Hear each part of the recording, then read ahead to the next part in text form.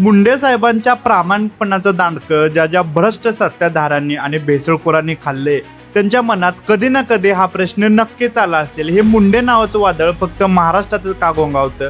जरा जाऊ दे की दुसऱ्या राज्यात आमच्याच मागे का? कारण मुंडे साहेब हे IAS अधिकारी आहेत, म्हणजे ते अखिल भारतीय सेवेतून येतात. मग प्रश्न असा पडतो की त्यांना महाराष्ट्राबाहेरचं कॅडर का मिळालं नाही? ते आपल्याच होम स्टेटमध्ये म्हणजे महाराष्ट्रातच कसे काय राहिले? जर त्याच राज्यातील IAS अधिकाऱ्याला तेच राज्य IAS कॅडर म्हणून दिले तर ते नातेवाईकांना आणि जवळच्या व्यक्तींना फायदा पोचवू शकतात. तरी त्यांना कसे काय कॅडर मिळते? काय आहे ही प्रक्रिया?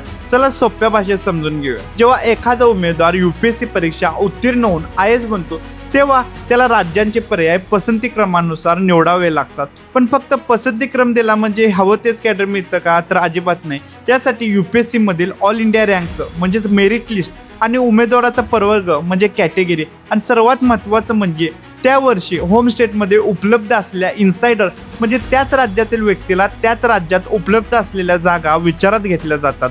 मुंडे साहेबांच्या बाबतीत सांगायचं झालं तर त्यांची UPSC मध्ये 20वी रँक होती. अत्यंत उच्च गुणवत्तेमुळे आणि नियमांनुसार उपलब्ध झालेल्या व्हॅकन्सीमुळे त्यांना होम कॅडर म्हणजे आपला महाराष्ट्र मिळाला. आता दुसरा महत्त्वाचा प्रश्न, एकदा मिळालेलं कॅडर आयुष्यात कधीच बदलता येत नाही का? तर तसं नाही. काही अत्यंत अपवादात्मक परिस्थितीमध्ये कॅडर बदलता येतं. जर 2 IAS अधिकाऱ्यांचे आपापसात लग्न झाले तर ते एकाच राज्यात येण्यासाठी कॅडर बदलाचा अर्ज करू शकतात.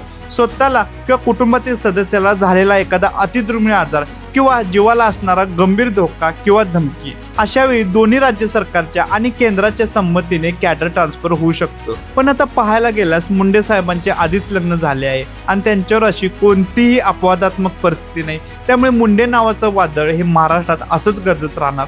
आता तुम्ही सांगा, तुकाराम मुंडे साहेबांना महाराष्ट्र कॅडर मिळणे ही केवळ योगायोग का त्यांची उच्च गुणवत्ता होती की महाराष्ट्रातील जनतेची पुण्याई होती? खूप विष खाल्ला, आता कोणीतरी महापुरुष येऊन आमचा उद्धार करू दे.